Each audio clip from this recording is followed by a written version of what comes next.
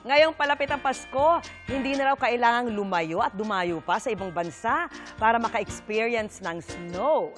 Sagot na yan ng isang pasyalan sa Pasay at nakatutok doon live si Mark Salazar. Mark! Wow! Vicky, baka akala mo nagbibiro itong negative 8 degrees na ito, ha? At yung nangungurot na snow na yan sa balat, naninigas sa tupa ako sa tinutungtungan kong yelo. Bakit nga gustong-gusto ulit natin ang White Christmas?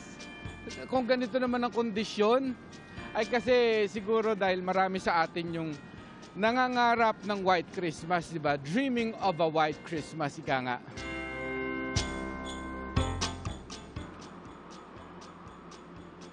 Lumaki rin ba kayo dreaming of a white Christmas? Malamang, dahil kinalakihan na rin natin ang Western culture na yan ni Santa Claus. Pero alin man sa dalawa, wala kang budget o walang time para pumunta ang marami sa mga winter country. Baka gusto mo ng kahit mabilis ang snow experience muna sa ngayon. Dahil dinala ng theme park na ito sa Pasay City, ang Snow World para pwede nang ma-experience ang White Christmas any time of the year. Kung kailan ka pwede, basta from Thursday to Sunday lang. Yun ang hinahanap ng Pilipino eh. Lagi tayong I'm dreaming of a white Christmas, which we never had.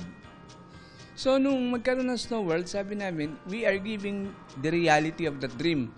Dahil iba yung ganda ng White Christmas ng pinapanood lang sa TV, sa aktwal na paninigas mo sa Paskong below 0 degree. Para lang may pagkakataon ka ring maikumpara at magdesisyon kung ano mas patok sa'yo, ang White Christmas pa rin ba o Paskong Pinoy? Siyempre, iba pa rin yung Pinoy. Di ba? Yung Pinoy, mas okay pa rin tayo eh. Pero pag inisip mo kasi, sa kanila, problema nila yung snow eh. Tayo, enjoy na enjoy dahil we never experience it. Pero sa kanila, problema yan.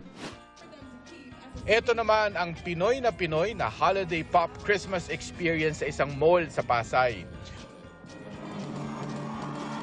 At ang tradisyonal na Christmas lighting ceremony ng higanting Christmas tree.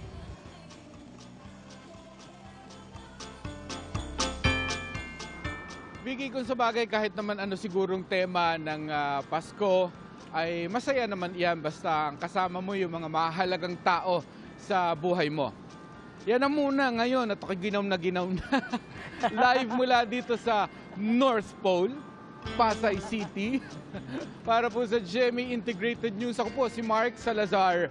Nakatutok 24 oras, giniginaw-ginaw pa. Kailangan mo ng init sa magdamag.